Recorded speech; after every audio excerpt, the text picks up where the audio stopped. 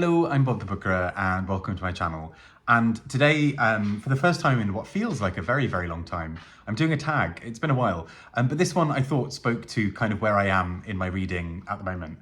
And that is the end of year book tag, originally created by Ariel Bissett. And this is just quite a short set of prompts. And by all means, please consider yourself tagged. There you go, hi Tilly. Please consider yourself tagged if you want to be. I'm not the tag police, you do you. But let's talk a little bit about some of these prompts as well. So as the title of the tag suggests, this is a tag that's all about getting ready for the end of the year and sort of a check-in and review of where you're at with your reading, what you've still got coming up and what you've maybe got planned. And the kind of joy of this in some ways is where I'm at with my reading is a bit of a wild one because of projects I'm in. So I'll talk about that when I come to the first prompt. But it's also, winters are drawing in very quickly and it's getting nice and dark. I say nice, it's not that nice, but it's getting dark. And in some ways that makes it a great time to get cozy with some of these books. In some ways, it also means that everyone's just a little bit more frazzled because we're not really seeing natural light. So with that in mind, let's get going with this prompt. So the first prompt here is, are there any books you've started this year that you still need to finish?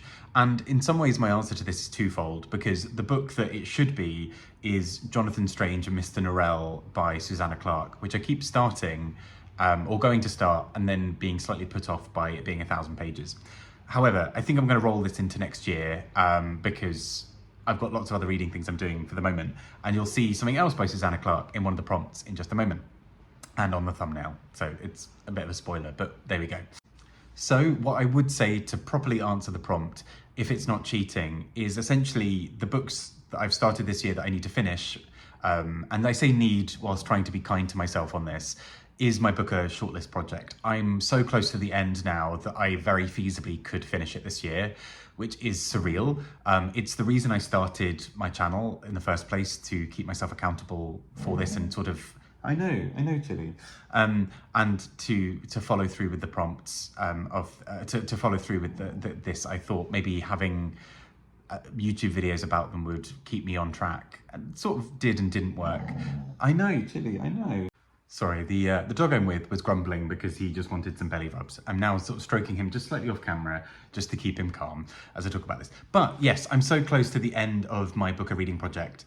And to some degree, part of me just wants to finish it, not to rush it or anything, but to naturally get to its end, because I think it'll be more fun to go into next year without a feeling of weight of various books that I quote unquote have to read. And again, being kind to myself, this is all optional, but that's where I'm at. And I'm so close that I think I will be able to finish this year. So keep tuned, did someone say that? Keep your eyes peeled for that coming up. I will hopefully have that finished before too long. And in many ways, I'm very excited because it's been such a fun project, but also to think what I might be able to read next as well. So that's sort of my very long answer to the first prompt. So the second prompt, at least my answer to it, is very much connected to that first one. The second prompt being, do you have an autumnal book to transition into the end of the year? And it's less autumnal, and particularly the weather in the UK does not feel particularly autumnal, apart from the brown leaves. It just feels cold. But where I'm at, I think, and what I'm going to be reading is the new book by Susanna Clarke, The Wood at Midwinter. Now, it is connected to Jonathan Strange and Mr. Norrell. I think that's the name of that book, isn't it? And it's in that same family. So in some ways, I don't know if I'm accidentally reading them out of order, but this book just feels like it's the exact kind of short, breezy, mystical, fantastical world that I think my brain will need as we sort of slowly dim the lights and get sort of further and further into winter. So this is a book that I'm very much looking forward to. It just seems like a very short, I think it's like 60 pages and it's quite big font story to really close out the year as well. Next up is prompt 3. Is there a new, sorry, the dog is literally just chasing his tail. Just, there we go. You do you, babe. The next prompt is there a new release you're still waiting for? And sort of, again, almost cheating on this, reason being that it has arrived. I now just need to read it. But the book is Gliff by Ali Smith. I'm not at home currently, and the book has gone to home. So at some point soon, I will be able to read Gliff by Ali Smith. But I'm super excited for it. I love her writing. I've read every novel and short story collection of hers. I adore her. I think she's incredible.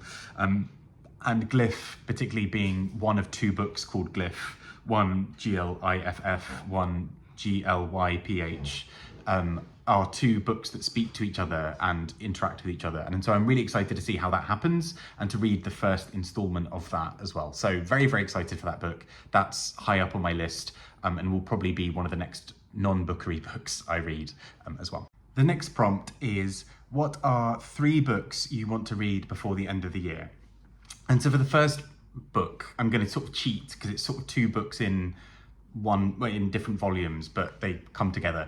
And those are the Some Men in London books by Peter Parker. And essentially, they are collections of contemporary voices, hello Jilly, contemporary voices from the time speaking about what it was like to be gay in sort of the period between 1945 and 1969, when there was a partial decriminalisation of sex between men, particularly.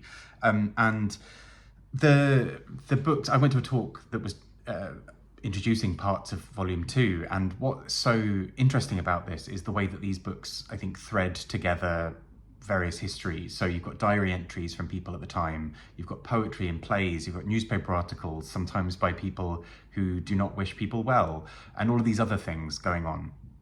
And I just think it's such a brilliant, it sounds like such a brilliant set of books, and I'm really excited for it, particularly as the Knights draw in, to be able to sit and read these voices from the time and really engage with everything that was happening with them. So those are one book, if I can cheat.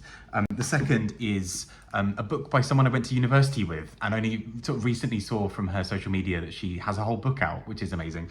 And that's Plotters, The UK Terrorists Who Failed by Lizzie Dearden.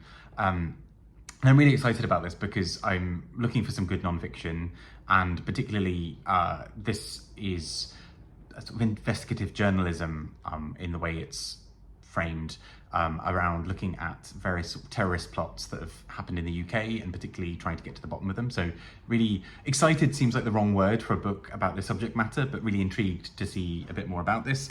And the third book is a book called The Great Undoing, and let me just get the author's name here again. So it's Sharlene Allsopp. And this is a book that I think it sounds really bold and interesting in terms of looking at indigeneity and Aboriginal lives in Australia, but through the various ways that histories are retold. So the book's cover, it has a book about the history of Australia as its sort of central bit, but it's been edited to almost be a rewrite and a response to all of that. So I'm really fascinated to see what this book does, because it sounds like for a fiction book to engage with a story like this might be really deeply interesting, because of the ways that this allows conversations around state surveillance and this fantastical but not too fantastical world to be portrayed. So very, very excited for these books as well. I think this all sounds like potentially books that might end up in my top books at the end of the year as well, which this is the critical period now, almost like with Spotify Wrapped, where you suddenly start feeling the books or the artists or whatever who might be the defining ones of your year. And with prompt 5, I feel like I'm almost cheating because it's basically the same answer. But is there a book you think could still shock you and become your favourite book of the year? I think fiction-wise, it's pretty open. I think that actually the Great Undoing could be one of my books of the year, if it kind of sticks the landing in the way that I think it might do. It sounds like an utterly fascinating book, and I think equally the Peter Parker books will potentially end up in my non-fiction books of the year, just based on what it sounds like. The fiction list this year, I think loads of them have already almost been picked, I think. I was trying to think the other day what might be in my top books of the year, and realised that there were about 8 or 9 that right off the top of my head had to be in that list. And so that really leaves not that many other spaces, but we shall see as well. It's always exciting at this point of the year because at the beginning of the year, you're maybe catching up on some reading from the year before or whatever. Now it feels like some maybe very exciting new releases are the books that are going to make up my year, I think, as well. And last but not least, prompt 6. Have you already started making reading plans for next year? And in some ways, yes and no. The no is that I'm sort of waiting for the Booker project to finish first before I really start thinking about what's coming after it. But at the same time, I'm intrigued for what might take its place. Will I just enjoy my life for once and actually just read books as and when I feel like it mood-wise? I don't know. I like having a project, and part of me is tempted to do something. I'm almost tempted to put out a poll to see what people would rather I do, because I can't fully decide. I'm trying to decide between reading old Goldsmiths shortlists, and there aren't too many of them, at least compared to the Booker. The same for the International Booker. I think that might be a fun way of continuing on the project, and many of them are books I've been wanting to read anyway. Same for the Goldsmiths.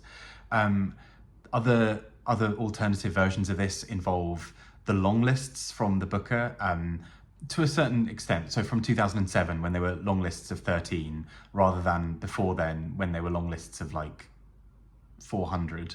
I'm intrigued to do that as well, or just enjoy my life. Who knows? I mean, all of these things are enjoyable in their own way as well, blah, blah, blah. But yeah, I think that's kind of where I'm headed. I'm also thinking if I do this, these will be very open-ended projects. There's not going to be any big time period where it all has to get done, because, I mean, there wasn't for the Booker. I've left that fairly open, but because there were so many books, it always felt like I needed to be working on it. Whereas with the International Booker or the Goldsmiths or the Booker long lists, it feels like I've got more time because there are far fewer books comparatively.